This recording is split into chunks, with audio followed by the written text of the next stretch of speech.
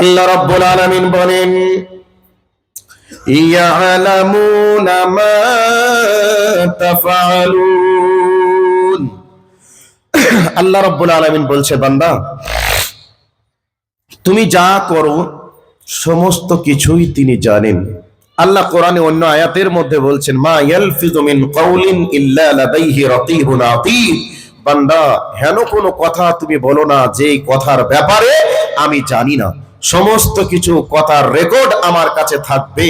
আল্লাহ রাব্বুল আলামিন এ কথা কোরআনুল কারীমে বলছেন। এবার আল্লাহ পাক বলছেন, আমি তোমাদের জন্য সম্মানিত লেখক নির্ধারণ করেছি, কিরামান কাতিবিনা আলাইহা। কিরামান কাতিবিন, আল্লাহ পাক বলছেন তোমাদের জন্য সম্মানিত লেখক নির্ধারণ করা আছে। এই অবস্থায় রাত 12টা বাজে, পৃথিবীর সমস্ত মানুষ ঘুমিয়ে যেতে পারে, সিসি ক্যামেরা অফ হয়ে যেতে পারে, রাতের অন্ধকারে ভিডিও না হতেও পারে। পৃথিবীর সবাই ঘুমিয়ে গেলেও আপনার জন্য আমার জন্য আল্লাহ যে ফেরেশতাকে নিযুক্ত করেছেন, ওই ফেরেশতা চুল পরিমাণ ঘুমাবে না, তন্দ্রাও আসবে না। আপনি চিথায় যে অবস্থায় যা কিছু করবেন, ভালো চাই মন্দ, সমস্ত কিছু ওই সম্মানিত লেখক ফেরেশতারা লিখবে। আমার ভাই, আমার বন্ধুরা, আল্লাহ রাব্বুল আলামিন বলেন, ওই ফেরেশতা সদা সর্বদাই কলম নিয়ে রেডি আছে। আপনি রাতের অন্ধকারে পানির তলে ডুব মেরেও যদি অন্যায় করেন, এই অন্যায়ের কাজগুলিকে ফেরেশতার মাধ্যমে লিপিবদ্ধ করা হবে। তাহলে ফেরেশতারা লিপিবদ্ধ রাখবে। 3 নম্বর চলে গেল, 4 নম্বরে চলে আসি। আল্লাহ রাব্বুল আলামিন বলেন, ইন্নাহু আলিমুম বিযাতিস সুদূর। আল্লাহ রাব্বুল আলামিন বলেন, অদৃশ্যের জিনিস পর্যন্ত আমি দেখতে পাই। তোমার অন্তরের ভিতরে যে কথাটা লুকোচুরি খেলছে, একই লেপের তলে একই বালিশে মাথা লাগিয়ে শুয়ে আছো তুমি, তোমার স্ত্রী লেপের তলায় বালিশে মাথা লাগিয়ে শুয়ে আছো, তোমার অন্তরের ভিতরে কি লুকোচুরি খেলছে তোমার স্ত্রী জানে না, তোমার স্ত্রী এখনো পর্যন্ত বোঝেনি। আল্লাহ রাব্বুল আলামিন বলছে, বান্দা তোমার অন্তরের ভিতরে কোন কথাটা যেন লুকোচুরি করছে, এখনো পর্যন্ত তুমি ডেলিভারি দাওনি, প্রকাশ করনি, কিন্তু ওই কল্পনার কথাটা পর্যন্ত আমি আল্লাহ জানতে পারি, বুঝতে পারি। আল্লাহর কুদরত কত বড়! আমাবস্যার ঘোর অন্ধকারে কালো পাথরের উপর দিয়ে কালো একটা পিঁপড়ি যদি হেঁটে যায়, তারপরে আকীদা প্রমাণ করতে হবে, আকীদাকে সাফ করতে হবে যে আমাবস্যার অন্ধকারে আর কালো ঘুটঘুটি পিঁপড়ি কালো পাথরের উপর দিয়ে যদি চলে যায়, তবু রব্বুল আলামিন ওই পিঁপড়িটাকে পর্যন্ত দেখতে পান, ওই পিঁপড়ির আওয়াজটা পর্যন্ত রব্বুল আলামিন শুনতে পায়। আল্লাহ রব্বুল আলামিন এমন, তিনি আল্লাহ রাব্বুল আলামিনের পাওয়ার কুদরত তিনার এত, যে পানির গভীর তলদেশে একটা ছোট্ট একটা মাছ যদি বিপদে পড়ে যায়, ওই বিপদের সময় আল্লাহকে রাজ্জাক বলে ডাকবে, আল্লাহকে, আল্লাহ রাব্বুল আলামিনকে রুজিদাতা বলে ডাকবে। আল্লাহ রাব্বুল আলামিন এমন রাজ্জাক, যদি আল্লাহকে রাজ্জাক রুজিদাতা বলে ডাকে, আর আল্লাহ যদি শুনতে না পায় তাকে রুজি দেবে, বিপদে পড়ে গেছে, ওই বিপদের সময় যদি বিপদ থেকে উদ্ধারের জন্য ডাকে, তাহলে যদি আল্লাহ দেখতে না পায়, শুনতে না পায়, তাহলে ওই অবস্থায় তাকে বিপদ থেকে কে বা বাঁচাবে? কাজেই আল্লাহ রাব্বুল আলামিন তিনি এমন পাওয়ারফুল রব, ওই পাওয়ারফুল রব ওই পানির পেটের ছোট্ট একটা মাছের খবর পর্যন্ত তিনি জানতে পারেন, দেখতেও পান, আর এই পিঁপড়ির পায়ের আওয়াজ পর্যন্ত দেখতে পাই, শুনতেও পায়। আমার ভাই, আমার বন্ধুরা, আমরা যে অপরাধ করি, যা কিছু করি না কেন, সমস্ত কিছু দৃশ্যগুলিকে আল্লাহ রাব্বুল আলামিন তিনি স্বচক্ষে দেখেন, আর আমরা যেগুলি কানের মাধ্যমে শ্রবণ করি, এগুলি রব্বুল আলামিন তিনি স্বচক্ষে তিনি দেখেন এবং তিনি শোনেন। এই জন্য আল্লাহ রাব্বুল আলামিন আপনার বিরুদ্ধে নিজেই সেদিন সাক্ষী প্রদান করবে। আপনাকে অপরাধীর কাঠগড়ায় দাঁড় করানোর জন্য 4 রকম পদ্ধতি চলবে। এই রকম 4 রকম পদ্ধতিতে যখন বিচার চলবে, এমত অবস্থায় আল্লাহ রাব্বুল আলামিন বিচারের ময়দানে আপনার আমলনামাটা আপনার হাতে তুলে দিবে আর বলবে ইকরা কিতাবাকা। আল্লাহ রাব্বুল আলামিন বলবে বান্দা তুমি সারাটা জীবনে যা কিছু করেছো সবকিছু এখানে লিপিবদ্ধ রয়েছে, এবার তুমি পড়ে দেখো তুমি কোথায় কি করেছো।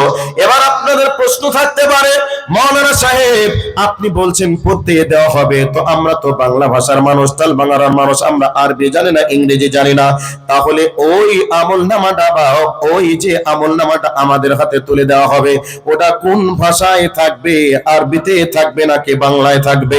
আল্লাহ রাব্বুল আলামিন সেই জন্য বলে দিয়েছেন বান্দারে তোমার আমলনামা পড়ার জন্য তুমি নিজেই যথেষ্ট হয়ে যাবে, তাই আরবি থাক নাকি বাংলা থাক কারো কাছে যাওয়া লাগবে না, তোমার আমলনামা তুমি নিজেই পড়তে পারবে। একটা ইংরেজিতে চিঠি আসলে আমরা দুনিয়াতে মাস্টারকে খুঁজি, আরবিতে যদি কোনো কিছু লেখা থাকে মাওলানাদেরকে খুঁজি, কিন্তু বন্ধুরে আল্লাহ এমন একটি সফটওয়্যার আল্লাহ রাব্বুল আলামিন দিবেন, আমরা যেই ভাষার লোক না হলে হই না কেন সমস্ত ভাষাগুলি উড়িয়ে দিয়ে সেদিন আল্লাহ রাব্বুল আলামিন আমলনামা যে ভাষায় তিনি লিখবেন সেই ভাষা পড়ার জন্য আমি আপনি যথেষ্ট হয়ে যাব। এই অবস্থায় আল্লাহ রাব্বুল আলামিন আমলনামাটা দিবেন, আমরা পড়ব, পড়ার পরে এবার আমরা আশ্চর্য হয়ে বলবো মালি হাদাল কিতাব লা ইউগাদিরু সাগীরাতাও ওয়ালা কাবীরা। আল্লাহ রাব্বুল আলামিনকে বলবো মাবুদ গো কি আশ্চর্য ধরনের কিতাব পুস্তক আমলনামা তুমি লিপিবদ্ধ করে রেখে দিয়েছো। মাবুদ গো এই আমলনামায় চুল পরিমাণ একটু বাড়িয়েও দেওয়া হয়নি, একটু কমিয়েও দেওয়া হয়নি, ভালো কাজ করেছি তাও লেখা আছে, মন্দ কাজ করেছি তাও লেখা আছে, জীবনে যে অন্যায়গুলি আপনি করেছেন আমি করেছি, চোখের সামনে যেদিন দেখবো এই অন্যায় আমার দ্বারাই হয়েছিল, সঙ্গে সঙ্গে দেখার পরে আপনার আমার মনে চলে আসবে, সেদিন স্মরণে চলে আসবে। এই অবস্থায় আল্লাহকে বলবো আল্লাহ কি আশ্চর্য কিতাব তুমি প্রস্তুত করে রেখে দিয়েছো রে মাবুদ, একটু বাড়িয়েও দাওনি কমিয়েও দাওনি, সেদিন মানুষ অবাক হয়ে যাবে, হয়রান হয়ে যাবে। এই জন্য আল্লাহ রাব্বুল আলামিন বলেন فمن يعمل مثقال ذرة خيرا يره ومن يعمل مثقال ذرة شرا يره। আল্লাহ রাব্বুল আলামিন বলেন বান্দারে কিয়ামতের ময়দানটা যেমন হিসাব তোমাদের কাছ থেকে আমি আল্লাহ নিব, ঠিক তেমনি ভাবে আমি আল্লাহ তোমাদেরকে হিসাবটাও বুঝিয়ে দেব। তুমি ভালো কাজ করবে, তালবাগানার মাদ্রাসার প্রাঙ্গণে এসে যদি একবার আল্লাহ বলে ডাকো, এই আল্লাহ বলার নেকিটা তোমার আমলনামায় সংরক্ষিত করে রেখে দেব। তুমি 5 টাকা 10 টাকা 5,000 50,000 টাকা তুমি দিবে, এই আমলনামাতে লিপিবদ্ধ থাকবে, সেদিন তোমাকে আমি আল্লাহ হিসাব দিব আর বলবো আমি তুমি তালবাগানা মাদ্রাসায় যে এই কাজটা করেছিলে, যে দান করেছিলে, আমি তোমার দানকে বিফলে দেইনি, নষ্ট করে দেয়নি, তোমার দানগুলিকে অন্যের আমলনামাতেও দেয়নি, বরং তোমার আমলনামাতে লেখা আছে তুমি দেখে নাও। এইরকম ভাবে আল্লাহ রাব্বুল আলামিন আমাকে আপনাকে আমাদের নেক কর্মগুলিকে হিসাব বুঝিয়ে দিবেন। আর দুনিয়াতে আমরা যে অন্যায়গুলি করব এই অন্যায়গুলির সমস্ত কিছু আল্লাহ রাব্বুল আলামিন আমাকে আপনাকে দেখাবে, বান্দারে তুমি এই অন্যায় করেছিলে, তুমি কেন করেছিলে তুমি বলো, সমস্ত অন্যায়ের হিসাব আল্লাহ রাব্বুল আলামিনের কাছে দেওয়া লাগবে। এই জন্য আল্লাহ রাব্বুল আলামিন বলেন فمن يعمل مثقال ذرة خيرا يره ومن يعمل مثقال ذرة شرا يره। তুমি যদি অনুপরিমাণ তুমি যদি ভালো করো আমি তোমার জন্য লিপিবদ্ধ করে রেখে দিব, আর অনুপরিমাণ তুমি যদি বদমাইশি করো তাও তোমার আমলনামাতে লিখে দিব। এই মুখের মধ্যে দিয়ে এই মুখের মাধ্যমে আমরা যদি কাউকে আঘাত দিয়ে কথা বলি তাও সেখানে লেখা থাকবে, আমরা যদি অন্তরের ভিতরে কল্পনা করে আমরা অপরাধ করতে যাই এগুলিকে আল্লাহ লিপিবদ্ধ করে রেখে দেওয়ার পরে আল্লাহ রাব্বুল আলামিন ভালো কাজের কারণে maaf করে দিবে। এইভাবে অসংখ্য আমলনামায় অসংখ্য অপরাধের কথাগুলিকে সেদিন আমার আপনার চোখের সামনে দিনের আলোর মতো পরিষ্কার ভাবে দেখানো হবে। পরিস্থিতিটা একবার ভেবে দেখুন, একবার ভেবে দেখুন, দুনিয়ায় যদি এই প্রচন্ড রোদের তাপে কাউকে যদি বলা হয় 15 কোটি মাইল দূরে সূর্য আছে, এরপরেও যে রোদের তাপ দেয়, এই প্রচন্ড রোদের তাপে জ্যৈষ্ঠ মাস বৈশাখ মাস চলছে, প্রচন্ড রোদের তাপে কাউকে যদি বলা হয় পিচওয়ালা রাস্তার উপরে তোমাকে 1 ঘন্টা দাঁড়িয়ে থাকতে হবে, বিনিময়ে 1 লক্ষ টাকা দেওয়া হবে, তবে খালি পায়ে। আচ্ছা, কে সাহস করে দাঁড়াবে বলুন তো? যদি কেউ দাঁড়িয়ে যায় তাহলে তার পায়ের চামড়া কি সুস্থ থাকবে না অসুস্থ হবে? 1 লক্ষ টাকার লোভে যদি দাঁড়িয়ে যায়, দেখা যাবে 2 লক্ষ টাকা খরচ করেও তার পা ঠিক হবে বলে মনে হয় না। তাহলে এই দুনিয়ায় আপনার 15 কোটি মাইল দূরে সূর্য থাকার পরে এই সূর্যের তাপে যদি পরিস্থিতি পরিবেশটা এমন হয়, তাহলে যেদিন মাথা থেকে 1 মাইল দূরে সূর্য থাকবে আর 50,000 বছর সমান একটা দিন হবে, সেদিন পরনে কোনো কাপড় থাকবে না, পরনে কোনো কাপড় থাকবে না, পায়ে জুতা স্যান্ডেল থাকবে না। সেই হাসরের ময়দানটা একেবারে আপনার পুরে তামার আকার ধারণ করবে। সেই দিন আমার আর আপনার কি অবস্থা হবে একবার কল্পনা করে দেখুন। দুনিয়ায় সামান্য কয় বছরের সুখের জন্য, আনন্দের জন্য আমরা যেভাবে পারি সেভাবে দুনিয়াকে উপার্জন করার চেষ্টা করি। আমরা হালালকে হারাম মনে করি না, হারামকে হারাম মনে করি না, নিজের ন্যায় অন্যায় ভাবার চিন্তা ভাবনাও করি না। অন্যের টাকা নিজের পকেটে আসলেই হলো, অন্যের জমি জায়গা বিক্রি করে দিয়ে হলেও নিজের বাড়িটা যদি 4 তলা বানানো যায়, অন্যের বাড়িটা ভেঙে চুরে যদি আমার বাড়িতে এসি লাগানো যায়, অন্যের ছেলেকে ভিক্ষা বা ভিখারি বানিয়ে দিয়ে আমার ছেলেকে যদি উকিল আইপিএস অফিসার বানানো যায় তাহলেই ভালো হয়। এইরকম পরিস্থিতি পরিবেশ চিন্তা ভাবনা আমাদের। তো সেই দিনে আপনি আর আমি একেবারে দাঁড়িয়ে থাকবো 50,000 বছর সমান দিন। ওই দিনের ব্যাপারে আপনাকে প্রস্তুত হওয়া লাগবে। সেদিন টিকতে পারবেন কিনা, সেদিন টিকতে পারবো কিনা। সেই দিন কোনো কলমের জোর চলবে না, কোনো নেতৃত্বের পাওয়ার থাকবে না, সেই দিন কোনো বংশীয় দলীয় দাপট থাকবে না। সেই দিন আপনার আমলের বলে কিয়ামতের ময়দানে টিকতে হবে। সেই কিয়ামতের ময়দানটা কত ভয়াবহ হবে আপনার অন্তরের কাছে একটু আমি বিবেকের কাছে প্রশ্ন রাখলাম। আগেই যে কথা বলেছিলাম, মা তার বাচ্চাকে ভুলে যাবে, মা তার বাচ্চাকে ভুলে যাবে। কোরআনের আর একটা আয়াতে যাচ্ছি, এই আয়াতটার কথাগুলি আপনাদেরকে মনোযোগ সহকারে শোনার জন্য আন্তরিকভাবে অনুরোধ জানাচ্ছি। আল্লাহ সুবহানাহু ওয়া তাআলা তিনি বলেছেন, ইয়াউমা ইয়াফিরুল মারউ মিন আখিহি। এখানে আল্লাহ সুবহানাহু ওয়া তাআলা তিনি কয়েকটা পয়েন্টের কথা আলোচনা করেছেন। সবথেকে নিকটের মানুষ যারা, সেই নিকটের মানুষগুলিকে আমরা বিপদে পড়ে গেলে স্মরণ করি, নিকটের মানুষগুলি বিপদের সময় পাশে এসে দাঁড়ায়, উদ্ধার করার চেষ্টা করে। তো আল্লাহ পাক সেই নিকটের ব্যক্তিগুলার নামকে আল্লাহ পাক উল্লেখ করেছেন। নিকটের মানুষের ভিতর থেকে একটা নিকটের মানুষ হলো আপন ভাই। ভাই যখন বিপদে পড়ে যায়, তো ভাইয়ের বিপদে সর্বপ্রথম আগিয়ে যায়। পৃথিবীতে ভাইয়ের মতো আপন কেউ হয় না। তো এই ভাইয়ের জন্য সর্বপ্রথম দুনিয়াতে আগিয়ে যায়। কেমন বলে দিয়ে একটু, ছোট ভাইকে কোনো একটা অন্যায় করার কারণে ছোট ভাইকে মার্ডারের হুমকি দিয়েছে। এই অবস্থায় ছোট ভাই মার্ডারের হুমকি পেয়ে সর্বপ্রথম বড় ভাইয়ের কাছে আসবে, বড় ভাইকে বলবে, ভাই আমি তো তোমার ছোট ভাই, তুমি আমাকে কত না ভালোবাসো, কত না ভালোবেসেছো, তবে আমার দ্বারা এই অন্যায় হয়েছে, যার কারণে আমাকে অমুকের বেটারা হুমকি দিয়েছে মার্ডার করবে। এ কথা বড় ভাইকে যখন বলবে ছোট ভাই, তখন বড় ভাই বলবে, আচ্ছা ঠিক আছে, টেনশন করিস না, তুই বাড়ি থেকে বার হবি না, তুই খাওয়া দাওয়া কর, বাড়ির ভিতরে থাক, দেখি আমি তোর জন্য কি করতে পারি। এ কথা ভাই হিসাবে ভাইকে বলবে কি বলবে না? কথা বলুন, বলবে কি বলবে না? বলবে। 2 নম্বর, ভাইকে কোথাও বেঁধে পিটাচ্ছে, প্রহার করছে। এই অবস্থায় কেউ যদি বলে, কোথায় আছিস? অমুক জায়গায়। আরে তোর বড় ভাইকে অমুক জন গাছে বেঁধে পিটাচ্ছে, অমুকের বিটার। আচ্ছা বলুন, এই সংবাদটা শোনার পরে ছোট ভাই কি দাঁড়িয়ে থাকতে পারবে, বসে থাকতে পারবে? ছোট ভাই দাঁড়িয়ে থাকতে পারবে না, বসে থাকতেও পারবে না। ভাইয়ের জন্য ছুটতে ছুটতে গিয়ে ভাইয়ের প্রতিশোধ নেওয়ার চেষ্টা করবে, আর তা না হলে ভাইকে ওই বিপদ থেকে উদ্ধার করার চেষ্টা করবে। করবে কি করবে না? করবে। তো আল্লাহ পাক বলছেন, কিয়ামতের ময়দানে ভাইয়ের সঙ্গে ভাইয়ের সাক্ষাৎ হবে।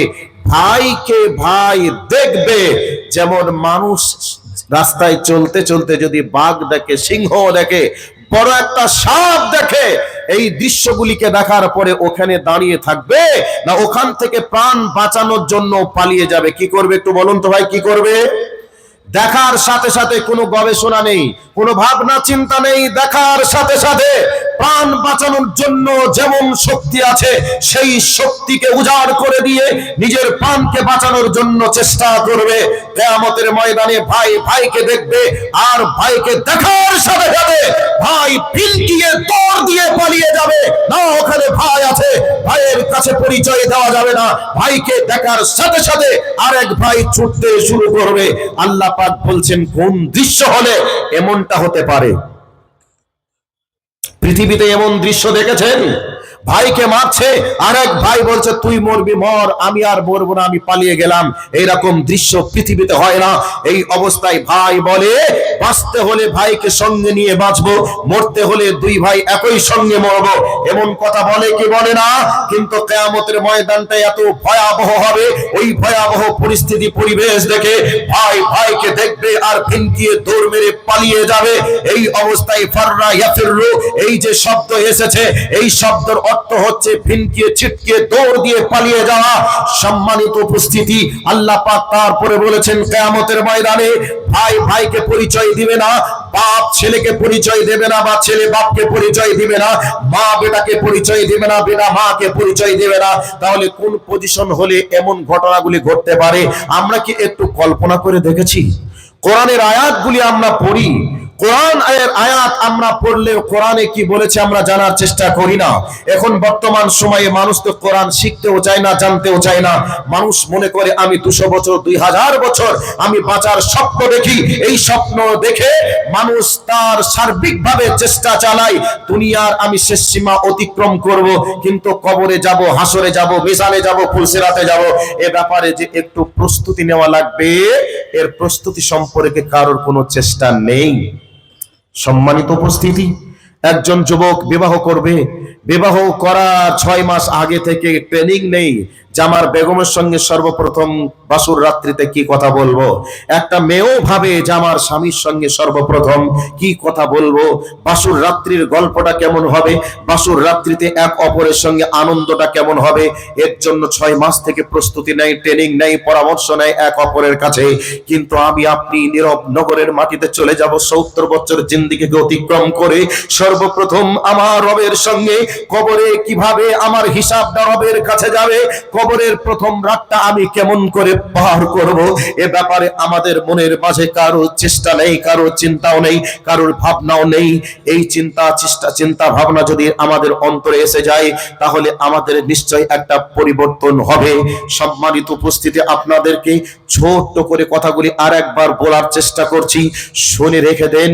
আমরা দুনিয়ার জন্য যেভাবে পারি সেভাবে আমরা চেষ্টা করি, শিক্ষিত অশিক্ষিত গরিব ধনী সবাই চেষ্টা করি দুনিয়ায় আমার একটা গাড়ি হোক, একটা বাড়ি হোক।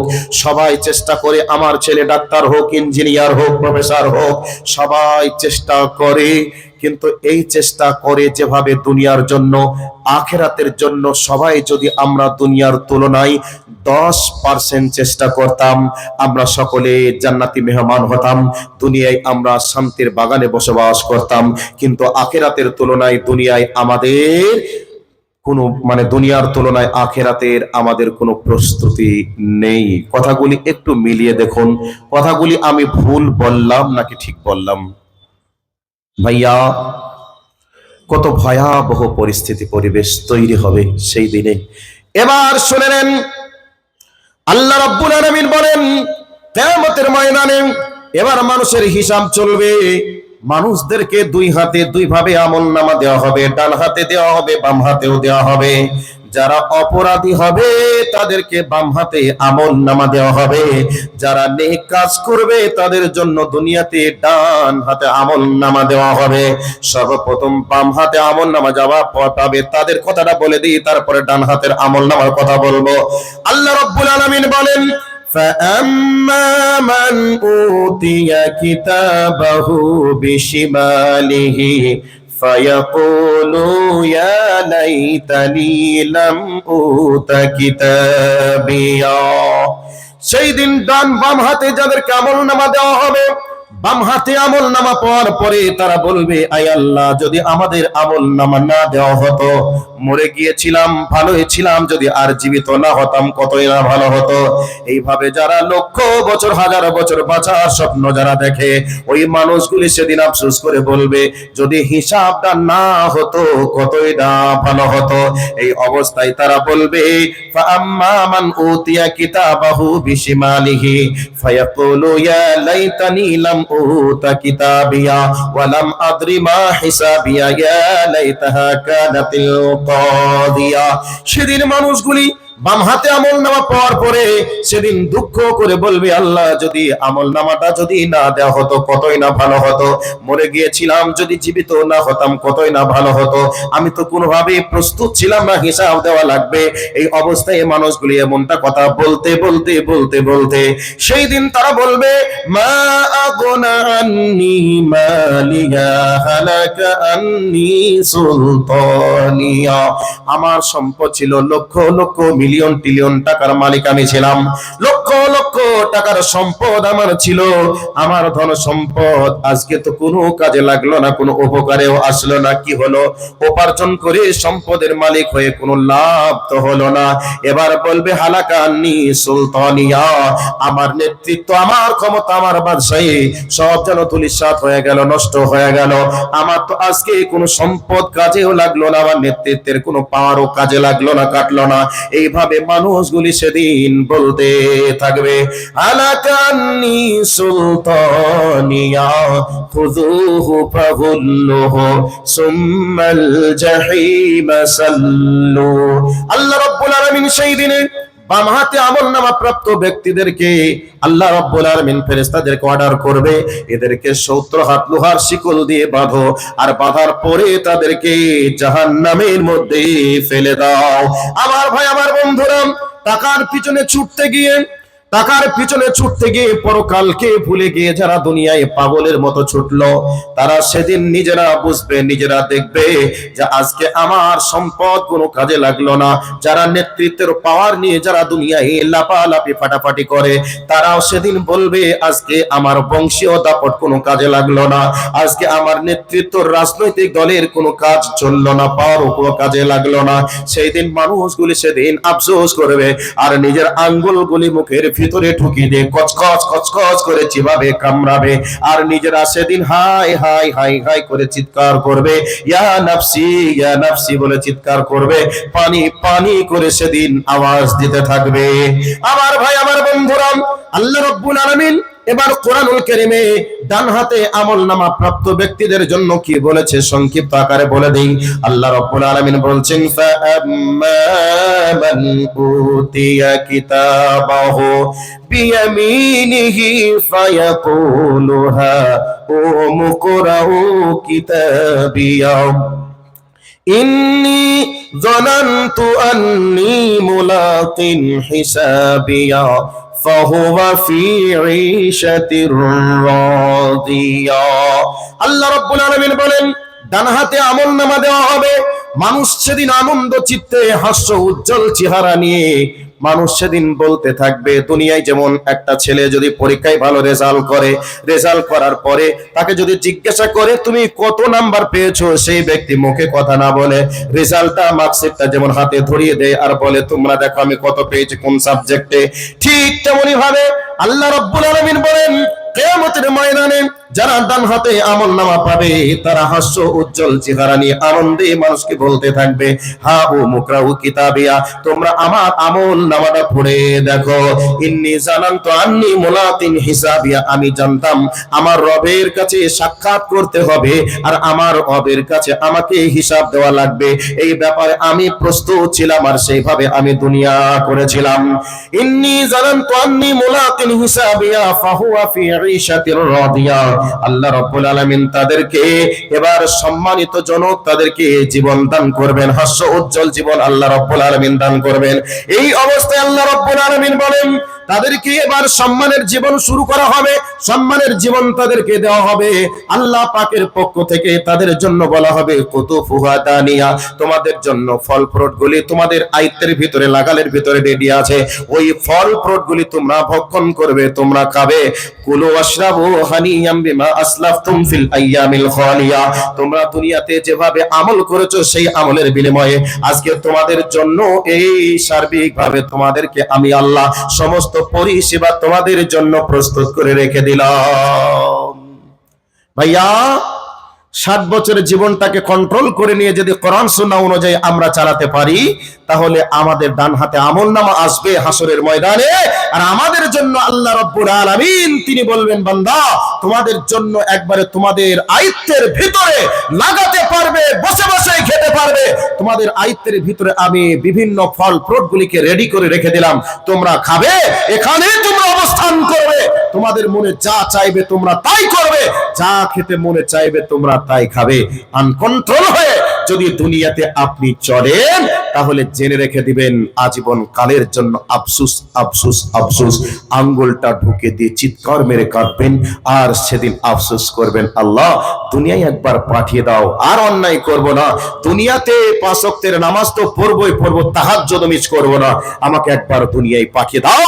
এ কথা মানুষ সেদিন আমি আর আপনি বলবো, আল্লাহ বলবেন সুযোগ নেই, সুযোগ পার হয়ে গেছে। কাজেই আমাকে আর আপনাকে প্রস্তুত নিয়ে দুনিয়া থেকেই যেতে হবে। যাই হোক, 11টা ছুঁই ছুঁই ভাব চলে আসলো। আমার পরেও একজন বিজ্ঞ বক্তা, 2 বাংলার খ্যাতনামা বক্তা ফজিলাতুল শেখ নূর মোহাম্মদ খাতির সাহেব, উনি আসবেন। তো আমি আর কথা সামনের দিকে বাড়াতে গেলে অনেকটা সময়ের প্রয়োজন হবে। আমি আজকে সামনে অল্প টাইমের ভিতরে কে কে ডান হাতে আমল নামা পেতে চান, কে কে ডান হাতে আমল নামা পেয়ে আয়ত্তের ভিতরে বিভিন্ন ফল ফ্রুটের বাগানে অবস্থান করতে চান, কে কে আনন্দে সুখের জীবন মানে অতিবাহিত করতে চান, উপভোগ করতে চান, তাদেরকে একটু টেস্ট করে দেখব আসলেই তারা পেতে চায় কি জান্নাতে যেতে চায়, নাকি ডান হাতে আমল নামা পেতে চায়। এর একটু ল্যাবরেটরির মাধ্যমে টেস্ট করে দেখি সেই বান্দা এখানে আছে কিনা নেই। যদি থাকে তারা অবশ্যই আসবে, আর যদি না থাকে তাহলে আসবে না। এবার আল্লাহর গোলাম যারা আছেন, এটা হচ্ছে মাদ্রাসা। এই মাদ্রাসায় আমি 2 বছর আগে সম্ভবত এসেছিলাম, গত জালসার আগের জালসায় এসেছিলাম। এই জালসায় এই প্রথমে আমার শ্রদ্ধেয় বড় ভাই মানে ওবাইদুল্লাহ ফালাহি হাফিজাহুল্লাহ কালেকশন করছিলেন। কালেকশনের মাত্রাটা যেমন চলছিল, সেই বছরে দেখেছিলাম এর থেকেও মানে অ্যামাউন্টের পরিমাণটা বেশি ছিল। তো আলহামদুলিল্লাহ যথেষ্ট সারা শব্দ আপনারা দিয়েছেন।